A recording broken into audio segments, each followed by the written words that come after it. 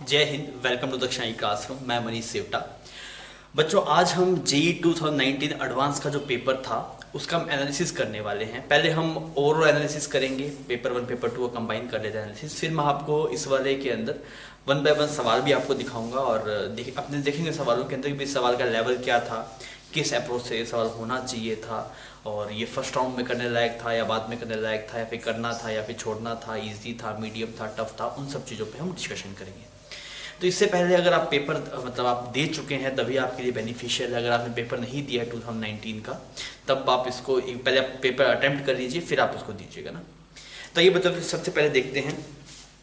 तो अगर आप देखें 2019 में जो पेपर था वो आपके पास में अच्छे लेवल का था। जेईई का एडवांस का जो पेपर था वो अच्छा था, मतलब हर एक सब्जेक्ट में अच्छा था। ऐसा नहीं है कोई एक सब्जेक्ट की बात करें, सब में पेपर अच्छा था। मतलब डिफिकल्टी कैटेगरी पेपर, उस टाइम के पेपर को आप अच्छे लेवल का पेपर आप बोल सकते हैं। मतलब ऐसा नहीं था हलवा पेपर आ गया हो जेईई एडवांस का इस बार। तो इसमें आपके पास है पेपर 1 और पेपर 2 दोनों के अंदर आपके पास में इक्वल प्रॉब्लम थे। पेपर 1 के अंदर भी आपके पास में 18 क्वेश्चंस थे, और अगर आप बात करेंगे पेपर 2 की तो इसके अंदर भी आपके पास में 18 क्वेश्चंस थे। फिजिक्स की बात कर रहा हूँ ना मैं यहाँ पे। तो दोनों में बराबर बराबर आपके पास में सवाल थे, और हर एक सब्जेक्ट आपके पास में 62 मार्क्स का था। एक मतलब एक सब्जेक्ट पेपर 1 फिजिक्स था आपके पास 62, इसी हिसाब से टोटल आपके पास में जो पेपर था दोनों मिला के वो था 372 मार्क्स का। फिर अगर आप बात करें कि 11th का पोर्शन कितना था, 12th का पोर्शन कितना था, 11th से आपके पास में ओवरऑल अगर आप ऑब्जर्व करें 50% 11th का था, और 12th भी आपके पास में 50% था। ठीक, मोस्टली यही देखते हैं कि 12th का परसेंट थोड़ा ज्यादा रहता है आपके पास में। इस वाले पेपर में बराबर था आपके पास में 11th और 12th का परसेंटेज बराबर था। अभी आज का ट्रेंड दिख रहा है, अभी मैकेनिक्स वाले पार्ट से सवाल पूछ ले रहा है आज का ज्यादा, इस वजह से 11th का वेटेज थोड़ा ज्यादा हो जा रहा है आपके पास। तो फिर अगर आप मार्क्स की बात करें तो इक्वली मार्क्स भी इसमें डिस्ट्रीब्यूट हो गए थे आपके पास में। अच्छा, अगर आप बात करें भाई इजी कितना था, टफ कितना था, तो अगर आप देखें दोनों पेपर्स का मिला के जो इजी प्रॉब्लम्स थे आपके पास में वो फिजिक्स में थे 4, टोटल 4 ही प्रॉब्लम इजी। ये अपने आप में बहुत बड़ी बात है। मतलब डिफिकल्ट पेपर की ये निशानी में इजी कुछ मिला ही नहीं, सिर्फ 4 सवाल मिले दोनों पेपर से मिला के। मीडियम की अगर आप बात करेंगे बच्चों तो मीडियम आपके पास में 18 सवाल थे जो मीडियम थे, और डिफिकल्ट की अगर आप बात करेंगे तो ये आपके पास में 14 प्रॉब्लम्स थे जो डिफिकल्ट थे।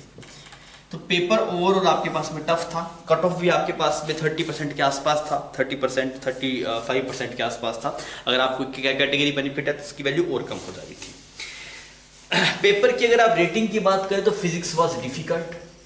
फिजिक्स आपके पास में डिफिकल्ट काउंट हुआ था, बिकॉज इतने सारे सवाल जब आपके पास में इस कैटेगरी में आ गए, ये मतलब मीडियम और डिफिकल्टी कैटेगरी मोस्टली प्रॉब्लम से, पेपर तो ऑब्वियसली डिफिकल्ट होना ही था। पेपर डिफिकल्ट काउंट हुआ, और उसमें मैथ्स भी डिफिकल्ट था आपके पास में, केमिस्ट्री थोड़ा सा आसान था उसी ईयर के अंदर, और आपके पास से फिजिक्स भी डिफिकल्ट था। तो मैथ और फिजिक्स दोनों डिफिकल्ट थे, और केमिस्ट्री थोड़ा आसान था इस वाले के अंदर। इसीलिए अगर आपके तीनों सब्जेक्ट पे कमांड अच्छी है तो मान लीजिए कोई एक सब्जेक्ट का पेपर इजी आ गया तो आपको दिक्कत नहीं होती। मान लीजिए आपका केमिस्ट्री वीक है और इस पेपर के अंदर आपका फिजिक्स और मैथ दोनों डिफिकल्ट आ गए, केमिस्ट्री आपका इजी था पर आपको केमिस्ट्री पे कमांड नहीं, दिक्कत है। इस वजह से बोलते हैं भी आपके तीनों सब्जेक्ट अगर पैरेलली रहेंगे तो आपको इसमें दिक्कत नहीं आती, आप इजीली आगे प्रोसीड कर सकते हैं, मतलब सवालों में अच्छा स्कोर कर सकते हैं। अगर आप देखें बच्चों की वेटेज अगर आप चेक करें भी किसमें कितना कितना वेटेज था, तो आप देखेंगे जो इलेक्ट्रोडायनेमिक्स वाला पार्ट था, उससे आपके पास टोटल 8 प्रॉब्लम्स थे, और ये ओवरऑल 23.39% था। मेरी बात समझ में आ रही है? 8 सवाल इलेक्ट्रोडायनेमिक्स वाले पार्ट थे, मतलब इलेक्ट्रोस्टैटिक से लेके ईएमआई तक आपके पास में एसी तक की उसने बात कर ली। फिर अगर आप बात करेंगे हीट एंड थर्मोडायनेमिक्स की, तो हीट एंड थर्मोडायनेमिक्स आपके पास में 6 क्वेश्चंस थे, और ये 16.13% कवर कर रहा था आपके पास में। फिर अगर आप बात करें मैकेनिक्स की, तो मैकेनिक्स का अच्छा परसेंटेज था बच्चों। मैं बोल अभी ये ट्रेंड चल गया, मैकेनिक्स से अच्छे का सवाल पूछ लेता है आपके पास। तो 9 क्वेश्चंस थे आपके पास में, और ये 25% कवर कर रहा था। तो मैकेनिक्स अच्छा खासा पूछ लिया था इसने। और फिर अगर आप बात करें मॉडर्न फिजिक्स की, तो मॉडर्न फिजिक्स से आपके पास में 4 सवाल थे। ये मॉडर्न फिजिक्स मतलब बढ़िया इसलिए छोटा सा चैप्टर है, और मतलब मैकेनिक्स का एक चैप्टर अगर आप सेंटर ऑफ मास देखें इतने में मॉडर्न फिजिक्स दोनों चैप्टर कवर किए जा सकते हैं। तो ये इसके 4 सवाल थे आपके पास में, और ये 10% 11% के आसपास कंट्रीब्यूट कर रहा था। अगर आप बात करें ऑप्टिक्स की,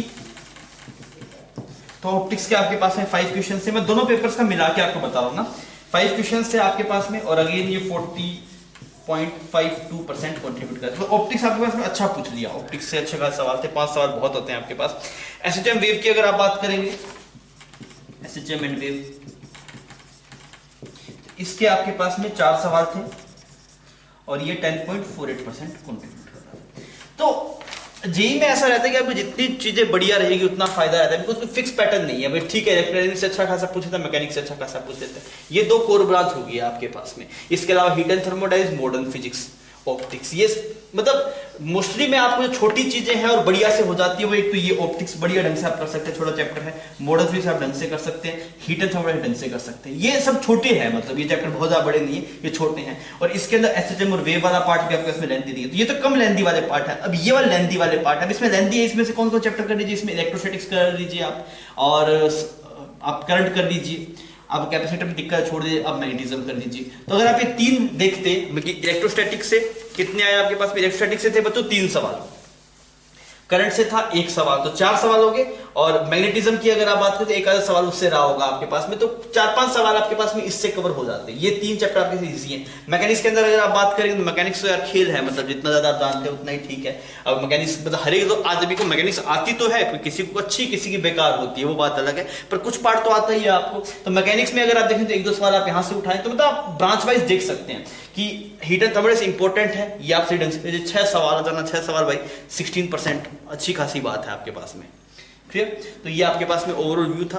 अब आइए थोड़ा सवालों के पैटर्न को देखते हैं कि किस तरीके का सवालों का पैटर्न था। बच्चों आइए अभी अपने देखते हैं प्रोडक्ट्स का टाइप क्या था पेपर 2 के अंदर।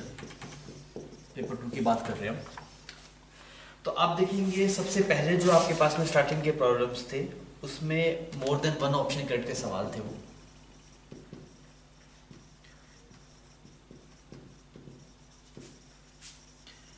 और इसके आपके पास में टोटल 8 सवाल थे, 8 क्वेश्चन थे आपके पास में, मतलब मेजोरिटी पार्ट आ गया इससे ना। और इसके अगर आप मार्किंग स्कीम की बात करें तो अगेन वही थी, दैट इज +4 और -1 और पार्शियल मार्किंग आपके पास में थी। पार्शियल मार्किंग आप जानते हैं कि अगर 3 ऑप्शन सही थे ABC, उसमें से अगर आपने 2 सही कर दिए तो +2 मिल जाएगा, 1 सही कर तो +1 मिल जाएगा। इसके आपके पास में 8 सवाल थे। फिर अगर आप सेकंड कैटेगरी में चलते तो उसके बाद न्यूमेरिकल वैल्यू टाइप वाले सवाल थे, न्यूमेरिकल वैल्यू। और न्यूमेरिकल वैल्यू के आपके पास में 6 सवाल थे, न्यूमेरिकल वैल्यू के 6 सवाल थे। और मार्किंग स्कीम अगेन +3 और 0, यही सेम पेपर 1 में थी, यही सेम पेपर 1 में है, पेपर 2 में। न्यूमेरिकल वैल्यू में बेनिफिट ये है आपके नेगेटिव मार्किंग नहीं है, पर दिक्कत ये है कि जो आंसर है आपके पास में वो इंटीजर के बाद मतलब डेसिमल 2 डेसिमल तक आ रहे हैं, तो वो उसके आप हैबिट डाल लीजिए। अभी अगर आप हैबिट डाल देंगे तो आपको दिक्कत नहीं आएगी। थर्ड सेगमेंट जो इसके अंदर था ये अब की बार आसान है। पहले जो मैथ्स का कॉलम आते वो डिफिकल्ट रहते थे, उसमें डिफिकल्टी क्या होती थी बिकॉज हर एक ऑप्शन चेक करो। अब की बार क्या है ना, आपको ऑप्शंस गिवन रहते हैं, मतलब मैट्रिक्स मैथ्स दिखाता है, फिर आपको उसमें 4 ऑप्शन दे देता है। आपने देखे होंगे अभी सवाल पेपर आपने अटेम्प्ट किया होगा तो वो थोड़ा हेल्पफुल रहता है, उसमें थोड़ा बहुत तुक्का वो कर दें आप 2-4 ऑप्शंस, मतलब 2-3 कॉलम 1 में चीजें समझ में आ गई तो आप वहां से भी डायरेक्टली हिट एंड ट्रायल से भी उसको हिट कर सकते थे। तो ये आपके पास मैथ्स का कॉलम था और मैथ्स का कॉलम के अंदर भी इंटीजर टाइप मतलब सिंगल ट्रैक टाइप प्रॉब्लम बनाई गई थी। तो टोटल इसके 4 सवाल थे आपके पास में, टोटल 18 हो गए, 4 सवाल थे। इसमें जो मार्किंग स्कीम था आपके पास +3 और -1। अभी सिंगल ऑप्शन करेक्ट था, इसमें से ओनली 1 करेक्ट था। जैसे इसमें मैट्रिक्स में दे दिया पहले क्योंकि सवाल दिए हुए थे, 2 सवाल दिए हुए थे, उसमें लिखा हुआ फिर उसके ऑप्शंस हैं, एक ऑप्शन में करेक्ट होना है। तो ये मैट्रिक्स मैच वाला पार्ट इजी है, मतलब ये फॉर्मेट आसान है। बाकी सब फॉर्मेट में अगर आप देखेंगे तो ये फॉर्मेट आसान है थोड़ा, क्योंकि इसमें आपको जैसे आपने एक मैट्रिक्स में सोल्व कर दी तो उसमें आपके पहले 2 सवाल सोल्व हो जाएंगे और उसके अंदर भी AB 2 सोल्व हुए तो आप उसमें देख सकते हैं 4 ही तो है ना वो, तो वो कुछ ना कुछ आपको अगर आइडिया लगेगा भाई हाँ इसका ये है इसका ये, तो वहां से आप इजीली देख के आसानी से सवालों कर सकते थे। तो अब आइए बच्चों अपने 1 बाय 1 सभी सवालों को देखते हैं, उनका लेवल कैसा था, वो होने लायक थे या नहीं, वो डिफिकल्टी कैसी है उनकी और क्या अप्रोच रहनी चाहिए थी। अभी बच्चों हम 1 बाय 1 सभी सवालों को देखेंगे और ये जो पेपर हमने लिए वो जेईई एडवांस की ऑफिशियल वेबसाइट से लिए, आप वहां से लेके देख सकते हैं। जहाँ पेपर अटेम्प्ट किया तो मैं सवाल दिखाता रहूँगा आपको तो आइडिया हो जाएगा। वो सबसे पहला सवाल जो था आपके पास में वो ऐसा था कि यहाँ पे एक रोड है और उसको ऐसे गिराया गया और वो इस पॉइंट के अबाउट स्लिप नहीं करती, तो ये इस वाले पॉइंट पर से प्योर रोटेट करती। अब प्योर रोटेट करती तो आपको बेसिक सवाल हो गया, फिर इस इसमें कोई दिक्कत वाली बात नहीं थी। इसके अबाउट रोटेट कर रही है, जैसे हिंज के अबाउट रोटेट करती है, तो वर्क डन बाय ग्रेविटी देखेंगे, तो वर्क डन बाय ग्रेविटी आपको चेंज इन काइनेटिक एनर्जी भी that is half I omega square. यहाँ पे फिर अगर आप टॉर्क देखेंगे तो टॉर्क आ जाएगा mg का, तो वहाँ से आपको अल्फा मिल जाएगा, अल्फा मिलेगा तो फिर आप mg फोर्स है यहाँ पे नॉर्मल लग रहा है, और दो एक्सीलरेशन हो गए इसके, एक सेंटर की तरफ हो गया ओमेगा स्क्वायर, एक 80 हो गया। आप बेसिक इक्वेशन लिखिए न्यूटन लॉज ऑफ मोशन की और सोल्व हो जाता। मतलब ये सवाल आपके पास में, मतलब अगर किसी ने रोटेशन के बेसिक किए हैं तो वो हो जाता, पर रोटेशन चैप्टर है तो थोड़ा डिफिकल्टी रहता है बच्चों को, इसलिए हम इसको मीडियम में कैटेगरी में डाल रहे हैं। पर बच्चों अगर आपने बेसिक रोटेशन पढ़ा हुआ है तो मेरे हिसाब से आपको इस चैप्टर के अंदर, मतलब इस सवाल के अंदर दिक्कत नहीं होनी चाहिए। अगर हम आगे बढ़ते हुए बात करें सेकंड प्रॉब्लम की, तो भाई साहब इसने क्या करा, एक स्प्रिंग, फिर एक ब्लॉक, और फिर पुली, और फिर यहाँ पे ऐसे ये सेटअप। तो बच्चों के लिए खाली यही सेटअप दिक्कत कर देता है भाई। अगर ये ना होता तब भी बच्चों के लिए दिक्कत रहती है इसके अंदर कि सर जी क्योंकि 3 ब्लॉक है और पुली है, फिर भी चल जाता है। अब इसे स्प्रिंग और लगा दिया। तो भाई साहब इस सवाल को आपको फर्स्ट राउंड में नहीं उठाना चाहिए था, बाद में टाइम बचते तब आप कर सकते थे, पर ये सवाल था डिफिकल्ट आपके पास में, क्योंकि यार इसको ऐसा सवाल हम क्लास में नहीं देखते। ये मतलब मैकेनिक्स के अच्छे सवालों में से एक आ गया, और वो इतने एग्जाम प्रेशर के अंदर ऐसे सवाल देख के सोल्व कर पाना एक चैलेंजिंग चीज है, वो दिक्कत कर सकती है आपको। फिर बच्चों अगर आपने थर्ड प्रॉब्लम को देखें, तो थर्ड प्रॉब्लम में आपको ऐसे बोला गया कि यहाँ पे ऐसे एक पिस्टन था, और पिस्टन के अंदर ऐसे था, और ये यहाँ पे कुछ वेलोसिटी v से आ रहा है। ये सवाल तो बच्चों इजी है, पर इसकी जो लैंग्वेज है वो थोड़ी सी पजलिंग थी। लैंग्वेज अगर आप देखें तो वो थोड़ी पजल टाइप की थी। तो अगर आप लैंग्वेज को सही ढंग से पढ़ पाते हैं, नई चीज थी, मतलब ऐसा कुछ देखा हुआ नहीं, नई सिचुएशन दी, पार्टिकल मूव कर रहे हैं, अगर आप पेशेंस से इसको पढ़ रहे तब तो सवाल आपसे हो जाता, नहीं तो भाई साहब सवाल आपको हवा नहीं लगाएगा, बोल क्या रहा है। तो अगर आप बहुत आराम से तसल्ली से करेंगे तभी सवाल होगा। ये तो अगर आप जल्दबाजी में हैं, आप चाहते हैं पुराना देखा हुआ कुछ मिले, तो ये पुराना देखे हुए में से नहीं था। ये जो आप जो बेसिक चीज जानते हैं, जो बेसिक आपका आईक्यू है, उसको यूज करके इस सवाल को प्रोसीड किया जा सकता था। फिर बच्चों अपने फोर्थ प्रॉब्लम की बात करते हैं। तो फोर्थ प्रॉब्लम में अगर आप देखें तो ये डाइपोल से रिलेटेड सवाल है। आपको बोला गया कि एक सर्कल है, इसकी एक पोजीशन है, यहाँ पे आपने एक डाइपोल रखा हुआ है, और ये सवाल नोट्स का सवाल है, मतलब ऐसे सवाल क्लास में आपको करवाए जाते हैं। और आपको इसमें 4 पॉइंट्स दिखा दिए, इस पॉइंट का नाम ए है, इस वाले पॉइंट का नाम कुछ जो भी नाम है, यहाँ पे एक पॉइंट का नाम बी है। तो EFI पूछ रहा है आपसे, आर की वैल्यू पूछ रहा है, ये सब चीजें आपसे बेसिक बातें पूछ रहा है। तो यार ये सवाल आप कर सकते थे, इसमें कोई दिक्कत नहीं थी, अगर आपको डाइपोल के फंडे क्लियर है कि हाँ भाई डाइपोल में एक्सियल पोजीशन होती है, इक्वेटोरियल पोजीशन होती है, EFI क्या है, पोटेंशियल क्या है, तब ये सवाल आपको नहीं फंसाता। ए इसके लिए एक्सियल पोजीशन हो जाएगी, बी इक्वेटोरियल पोजीशन हो जाएगी, और आप बेसिक भी अगर आप जानते हैं तो ये सवाल आपको दिक्कत नहीं करता। तो ये सवाल नोट्स में था, इसलिए इजी की कैटेगरी में है, मतलब ये आपसे होना चाहिए था।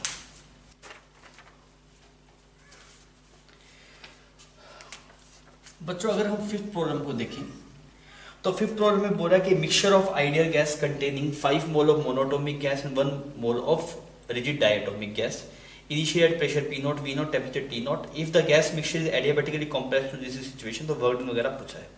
तो इसमें जो 2 मिक्सिंग कर दी, अगर आपने 2 मिक्स कर दिए मोनोटोमिक को डायटोमिक को, तो आपका जो प्रोसेस बनेगा वो PV to the power gamma की जगह कुछ जो नया गामा बनेगा, गामा ऑफ मिक्सचर ऐसा लगा देंगे आप, P2 V2 गामा मिक्स, ठीक है, P1 V1। तो सवाल आपके पास से बेसिक था, सबसे पहले आपको गामा मिक्स निकालना आना चाहिए। गामा मिक्स आपको पता है कैसे निकालते हैं, CPC का एक्सप्रेशन पता है, मिक्सचर में कैसे निकालते हैं, तो उसको आप यूज करके सवालों कर सकते थे। अगर ये चीज़ आपको पता है तो इसके आगे तो ये सवाल दिक्कत वाला नहीं था। ये सवाल मतलब ऐसे सवाल थे जो मतलब आप पहले देख चुके हैं, ऐसा नहीं था कि नया सवाल है, तो पहले से आपका देखा हुआ था, बस आपको इसको अप्लाई करना था, उसका एप्लीकेशन करना था। बेसिक जो फॉर्मूले हैं, वर्क डन बाय एडियाबेटिक कितना आता है, काइनेटिक एनर्जी का एक्सप्रेशंस, ये सब अगर बेसिक बातें आपको पता है तो इसमें कोई दिक्कत आपको नहीं होती। पर इसमें KTG मिक्स कर दी भाई, आपको काइनेटिक एनर्जी का एक्सप्रेशन पता होना चाहिए क्या आता है, 3/2 nRT। अब वहाँ पे आपके पास में NFRT, अब वहाँ पे डिग्री ऑफ फ्रीडम मिक्सचर कितने आएंगे। तो अगर जो मेन सवाल हो गया मिक्सिंग का सवाल हो गया, अगर आपके मिक्सिंग वाले फॉर्मूलेज आपको पता है तब ये सवाल आप कर सकते थे। तो इसको मीडियम की कैटेगरी में डाल देते हैं, बिकॉज मिक्सिंग अगर किसी को दिक्कत होगा तो ये सवाल उसके लिए दिक्कत बन जाएगा। फिर बच्चों अगर आप 6 प्रॉब्लम देखें, तो 6 प्रॉब्लम के अंदर आपको बस ये जो एक्सप्रेशन था μ2/v minus μ1/u is equal to μ2 minus μ1/r, ये पूछ रहा है कि बोल रहा है कि भी 3 ग्लास सिलेंडर है, हर एक की डेप्थ गिवन है आपको, रिफ्रैक्टिव इंडेक्स सेम है, बस ऊपर जो शेप थी वो डिफरेंट है, एक में ऐसे स्ट्रेट शेप है, एक में ऐसी शेप है और एक में ऐसी शेप है। तो आपको बस ये एक्सप्रेशन यूज करके आपको ये देखना था कि इसकी इमेज आपको कहाँ पे दिखाई दे रही है। तो ये एक बेसिक एक्सप्रेशन आप लगाते हैं तो आपको इसका जवाब मिल जाता। तो ये वाला सवाल इजी था, ऑप्टिक्स की इजी बात है, ये आपको होना चाहिए था ये चीज। 7th प्रॉब्लम में अगर हम बढ़ते हैं तो YDSC का सवाल है, आपको स्लिट विड्थ दे दी और पीछे से लाइट ऐसे आ रही है। ये वाला केस वैसे क्लास में करवाया जाता है, पर ये वाला केस थोड़ी दिक्कत रहती है लोगों को, ये वाला केस। तो इनिशियली पार्ट डिफरेंस भी आपको कुछ मिल गया, इनिशियली पार्ट डिफरेंस मिल गया। अगर आप पी पॉइंट पे जाएंगे 2 पार्ट डिफरेंस आएंगे, एक तो ये वाला, एक ये वाला।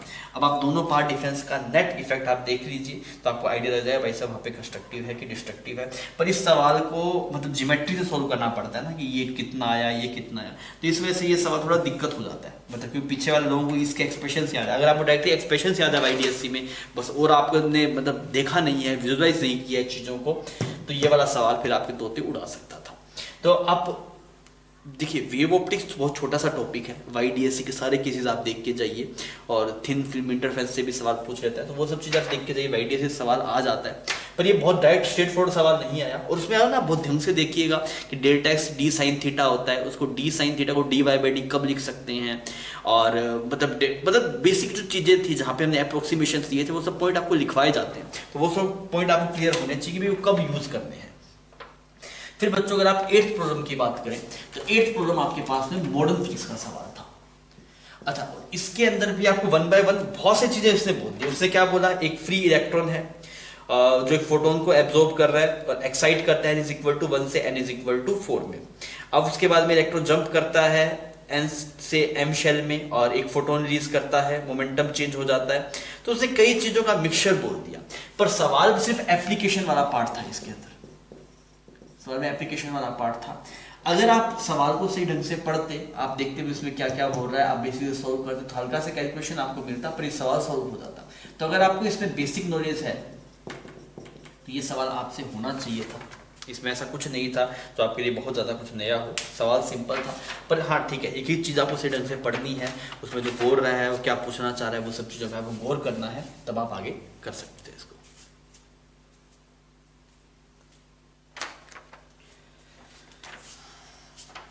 बच्चों इसके बाद में जो सवाल थे आपके पास में वो न्यूमेरिकल वैल्यू वाले सवाल थे। इसमें आपको अप टू 2 डेसिमल तक सोल्व करके बताना था। तो अगर आप सबसे पहला सवाल देखेंगे तो आपके पास में कोलिजन का सवाल था। एक बॉल ऐसे हिट कर रही है, ऐसे ऐसे कुछ जा रही है आपके पास में, और ये कोलिजन का ये वाला पार्ट आपको बताया जाता है कि भाई ये आपके पास में ओब्लिक कोलिजन है। और एवरेज वेलोसिटी की बात की थी उसने, आपको ये बोला गया था ये वाली यहाँ पे वेलोसिटी कुछ u0 है एट एन एंगल थीटा, ये वाली वेलोसिटी आपके पास में u0/अल्फा है सेम एंगल थीटा पे, इस तरीके से प्रोसीड कर रहा है। तो एक कोलिजन का सवाल था और कोलिजन की बेसिक बात इसमें हुई है, ऐसा नहीं है बहुत ज़्यादा हवा वाली बात हुई है, सिंपल बात हुई है। और आप इसको अगर आप विजुअल सिचुएशन को देख लें भी, हाँ जब भी टकराएगा तो 2 कंपोनेंट होंगे, एक u0 cos थीटा, ये सेम का सेम रहेगा, ये बन जाएगा u0 sin थीटा। उस हिसाब से अगर आप प्रोसीड करेंगे तो आपको जवाब मिल जाएगा, कोई दिक्कत नहीं था। तो ये सवाल हो जाता अगर आपकी कोलिजन वाला पार्ट्स का सिंपल आप बेसिक चीज़ें आप जानते हैं तो। फिर बच्चों अगर आप नेक्स्ट प्रॉब्लम देखें तो ये प्रॉब्लम नंबर 10, इसमें क्या बोला गया कि एक 10 centimetre long perfectly conducting wire है PQ और जो 1 मीटर पर सेकंड से मूव कर रही है, और एक आपके पास में इंडक्टर लगा हुआ है, एक रेजिस्टेंस लगा हुआ है, मैग्नेटिक फील्ड वगैरह सब है और क्लोज हुई। तो यार ये आपके पास में LR सर्किट का सवाल है। तो बस LR सर्किट के अंदर जो हम इक्वेशन लिखते हैं I=I0 ब्रैकेट में 1 - e⁻ t/τ, ऐसा एक्सप्रेशन लिखते हैं। I=I0 ब्रैकेट में 1 - e⁻ t/τ। तो अगर आप देखेंगे भाई t=0 पे करंट 0 होता है तो करंट ऐसे आपके पास में बढ़ता रहता है, ऐसे करके ऐसे कुछ करंट बढ़ता रहता है, ये आएगा आपके पास। तो ये बेसिक इक्वेशन थी, बस इसमें जो E है आपको वो डायरेक्टली नहीं गिवन, E आपको VBL करके यूज़ करना था।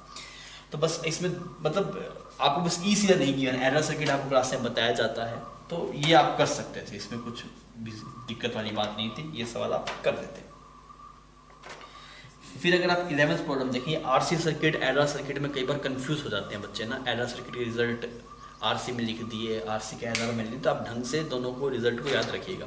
सिमिलरली लोग जो इलेक्ट्रोस्टैटिक के रिजल्ट हैं, एक इनफैक्ट लाइन चार्ज की वजह से EFI और इनफैक्ट करंट कैरिंग वायर की वजह से MFI, इसमें भी कई बार कंफ्यूज रहते हैं। तो आप इनको रिजल्ट को जब आप याद करें तो आप दोनों को बाइफरकेट करके याद करें, हाँ इसका ये है इसका ये है, ताकि आपको कन्फ्यूजन ना हो।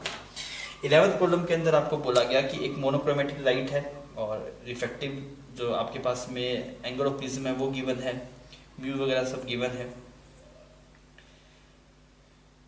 अब इसने ऐसा सवाल गिवन है, ये आपके पास में थिन फिल्म इंटरफेरेंस जैसा सवाल होगा ना। क्या बोला गया, monochromatic of light incident from air on a reflecting surface of prism at angle of prism, ये वाला एंगल आपको गिवन था 75 डिग्री, और इसका रिफ्लेक्टिव इंडेक्स गिवन है that is mu is equal to √3, और इस पे कोटिंग कर दिया आपने फिल्म की, यहाँ पे एक फिल्म की ऐसे कोटिंग कर दी, और इसका रिफ्लेक्टिव इंडेक्स कुछ म्यू डैश मान दीजिए।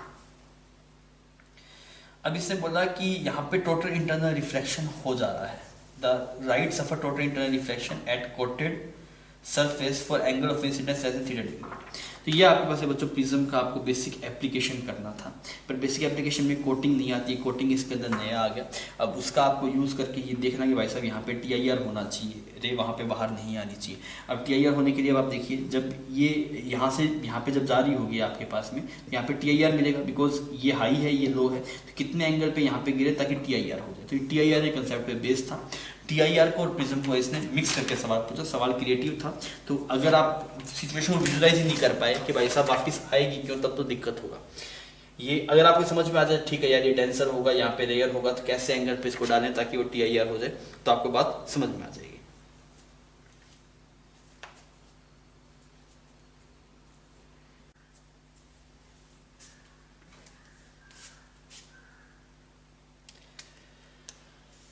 बच्चों अगर आप 12th प्रॉब्लम में देखें तो 12th प्रॉब्लम में कुछ ऐसा बोला गया कि यहाँ पे एक मिरर है, इसको स्प्रिंग से ऐसे अटैच किया गया और इस पे कुछ ऐसे फोटोन्स आके गिर रहे हैं। तो आपको कुछ नहीं करना, जो फोर्स जो आपके पास में लगता है वो n0h/λ है विद चेंज इन मोमेंटम, और ये आपके पास में स्प्रिंग के फोर्स के बराबर करना था।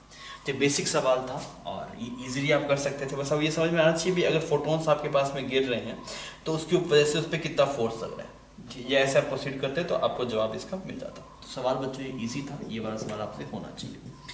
13th प्रॉब्लम की अगर हम बात करें तो इसमें आपके पास में एक डीके है और अल्फा डीके का प्रॉब्लम है ये, और अल्फा डीके के अंदर भी कोई खास बात इसने नहीं की है। उसने बोला कि एक एलिमेंट था 226 और ये 88, और ये यहाँ पे ब्रेक होता है Rn के अंदर, और इसका दे दिया 86 और 222। तो आपको समझ में आ गया, यहाँ पे अल्फा पार्टिकल निकला हुआ हीलियम-24, और साथ में कुछ एनर्जी आपके पास में निकली हुई गामा डीके की फॉर्म में। तो बस इसने कुछ नहीं बोला, इसने ये पूछा कि भाई साहब इससे कितनी एनर्जी आपको मिली होगी। तो यार इसमें कुछ ज़्यादा दिक्कत वाली बात नहीं थी, ये अगर आप बेसिक एनर्जी कंजर्वेशन अगर आप यहाँ पे लगाना जानते हैं, आपको समझ में आता है कि जो एनर्जी का लॉस होता है वो कहाँ कहाँ पे जाता है। गामा डीके की थ्योरी अगर आपने सही ढंग से पढ़ी होगी तो ये सवाल आपसे हो जाएगा, इसमें कोई दिक्कत नहीं होती। तो ये जो न्यूक्लियर फिजिक्स वाला पार्ट है तो उसमें डीके वाले पार्ट आप सही ढंग से पढ़ के चाहिए बच्चों, इसमें आपको कई बार फंसा सकता है।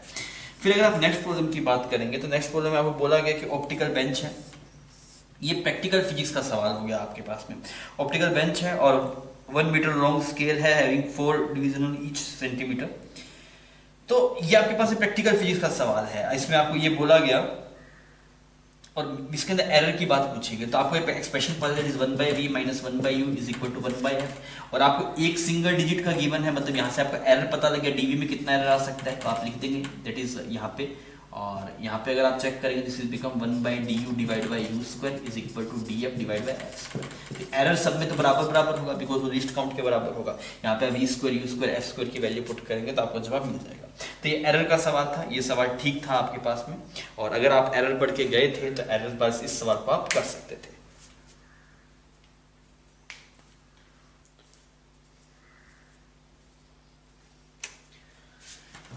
बच्चों नेक्स्ट आपके पास में मैथ्स का कॉलम था, और मैथ्स का कॉलम भी आसान वाले थे। उसके अंदर आपसे वो बोला गया भी हर एक सवाल के अंदर आपको 4 ऑप्शंस गिवन है और उसमें से करेक्ट ऑप्शन आपको चूज करना था। ये आपके पास में जो था वो फंडामेंटल मोड्स ऑफ वाइब्रेशन के सवाल थे। तो आप पता है जब आपके पास में स्ट्रिंग बोथ एंड से फिक्स होती है, फ्रीक्वेंसी आती है v/2 है, और अगर आप किसी nth मोड की बात करें इज nv/12, और इसे कोरस्पोंडिंग ये क्या हो गया nth हार्मोनिक की फ्रीक्वेंसी होगी, और n+1/2 सॉरी n-1/2 हो गया आपके पास में। तो अब इसे डिफरेंट केस बना के आपको बोला गया, जैसे गिटार में होता है, गिटार में ऐसे ही है ना आपके पास में, तो वो गिटार का ही इसने एप्लीकेशन गिवन था। और वेलोसिटी का जो एक्सप्रेशन है वो आपको पता है, वेलोसिटी आता है √T/μ। अब गिटार में होता कि बहुत सारी वायर रहती है, एक पतली वायर रहती है, फिर उससे मोटी थोड़ी रहती है, फिर थोड़ी उससे मोटी रहती है। तो जैसे जैसे आप इसकी विड्थ को चेंज करते हैं वैसे म्यू बढ़ता रहेगा। इसका म्यू 1 है, इसका कुछ म्यू ज़्यादा होगा, 2 म्यू होगा, मान इसका 3 म्यू होगा। तो आप पता है कि जब आप टेंशन तीनों में सेम है तो वेलोसिटी सब में डिफरेंट डिफरेंट है, तो फ्रीक्वेंसी भी क्या हो जाएगी आपके पास में डिफरेंट डिफरेंट हो जाएगी, और फ्रीक्वेंसी डिफरेंट डिफरेंट हो जाएगी तो आपको डिफरेंट डिफरेंट साउंड सुनाई देंगे। तो ये सही चीज़ है आपके पास में, ये बेसिक एप्लीकेशन है। जब आपको स्ट्रिंग वेव का पढ़ाया जाता है कि मोड ऑफ फ्रीक्वेंसी, तो वो सब पढ़ाते वक्त आपको ये सब चीज़ें बताई जाती है, और उसी का बिल्कुल बेसिक एप्लीकेशन करके सवाल पूछा गया था। तो इसमें 2 सवाल थे आपके पास, problem number 15 and problem number 16। अगर आप सिंपली आप इसको अप्रोच करते, मतलब ये बेसिक चीज पढ़ के अगर आप अप्रोच करते तो ये सवाल आपसे होना चाहिए था। मैं मानता हूँ ये सवाल होने लायक था, और होने लायक था तो हम इसको इजी बोल सकते हैं।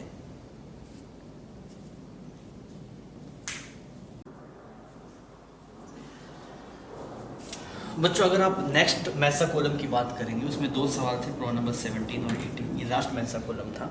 इसमें आपके पास में क्या था कि शुरू में एक एक्सप्रेशन आपको दिखाया गया कि उसने बोला कि अगर हम कोई सी चीज को thermodynamic process of an ideal monatomic gas infinitely heat supplied, जो हीट सप्लाइड है वो आपके पास में T डेल्टा x है, T टेम्परेचर है, और delta x infinitely decimal small change आपके पास में था। 1 मोल के लिए एक्सप्रेशन भी लिख के दिया है x का, that is 3/2 r ln T by TA plus r ln V by D। Expression आपको गिवन है, आपको इसमें वैल्यूज पुट करके देखना है। फिर आपको हर एक में बताया गया वर्क डन क्या है, तो आपको आइडिया था भी। अगर आप 1 से 2 देख रहे हैं आपके पास में तो आइसोबारिक प्रोसेस है, 2 से 3 देख रहे हैं तो आपके पास में आइसोकोरिक प्रोसेस है। तो इन सब के अंदर आपको ये बोल दिया, सबसे पहले सवाल में ये बोला गया कि पीवी डायग्राम आपको दिखाया गया, PV is equal to NRT, जो एन की वैल्यू 1/3 है, तो वहां से आप पता लग गया। तो पूछ रहा है कि भाई साहब कि हीट एब्जॉर्ब कितना हुआ, ये कितना हुआ, तो आपको हर एक प्रोसेस के लिए जाना पड़ सकता है भाई, क्योंकि ए से 1 से 2 के अंदर आपको वर्क डन भी निकालना है, हीट सप्लाइड भी निकालना है। तो है भी सवाल बेसिक, ऐसा नहीं कि सवाल में कुछ हाई फाई पूछ लिया, बेसिक बातें हैं। पर हाँ, जब आपके पास में पूरा डायग्राम गिवन रहता है तो हर एक साइकिल के लिए आपको वर्क डन, हीट कितना सप्लाई हुआ, डेल्टा वो सब निकालना पड़ेगा। तो उसके हिसाब से सवाल थोड़ा सा कैलकुलेटिव आप जरूर बोल सकते हैं, पर ये सवाल था बेसिक। पता अगर आपको बेसिक नॉलेज है थर्मोडायनामिक्स की तो ये सवाल आपसे बनना चाहिए। तो बच्चों आप देख रहे हैं हीट एंड थर्मो से अच्छे खासे सवाल पूछे जा रहे हैं। हम कोई भी पेपर का एनालिसिस देखें तो हीट एंड थर्मो इंपॉर्टेंट है, छोटा चैप्टर है, तो आप इसको ढंग से करके जाएंगे। ठीक है बच्चों, थैंक यू फॉर वॉचिंग।